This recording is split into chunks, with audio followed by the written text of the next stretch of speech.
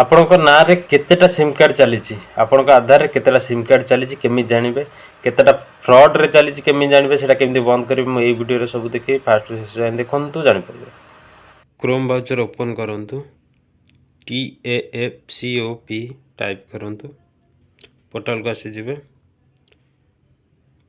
ସେଠି ତଳକୁ ସ୍କ୍ରୋଲ୍ କରନ୍ତୁ ମୋବାଇଲ ନମ୍ବର ଭରନ୍ତୁ କ୍ୟାପ୍ଚାଟା ଦେଇ ଦିଅନ୍ତୁ କ୍ୟାପ୍ଚା ଦେଇ ସାରିଲା ପରେ ଭେରିଫାଏ କ୍ୟାପ୍ଚା ଉପରେ କ୍ଲିକ୍ କରିବେ କ୍ୟାପ୍ଚାଟା ମୁଁ ଆଗ ଭରି ଦେଉଛି କ୍ୟାପ୍ଚା ହେଇଗଲା କ୍ୟାପ୍ଚା ସକ୍ସେସ୍ ଏଟା ମୋବାଇଲ ନମ୍ବର ଗୋଟେ OTP ଆସିବ ସେ OTPଟା ଦେଇ ଦିଅନ୍ତୁ ଲଗ୍ଇନ୍ କରନ୍ତୁ ଲଗ୍ଇନ୍ କଲା ପରେ ଦେଖନ୍ତୁ ମୋର ଏତକ ନମ୍ବର ମୋ ଆଧାରରେ ଲିଙ୍କ୍ ଅଛି ଏତକ ନମ୍ବର ଦେଖନ୍ତୁ 3 2 5ଟା ଭିତରୁ ଯେଉଁଟା ମୋର ଧରକର ନାହିଁ ଆଉ ଜଣେ କିଏ ୟୁଜ୍ କରୁଛି ମୋ ନାଁରେ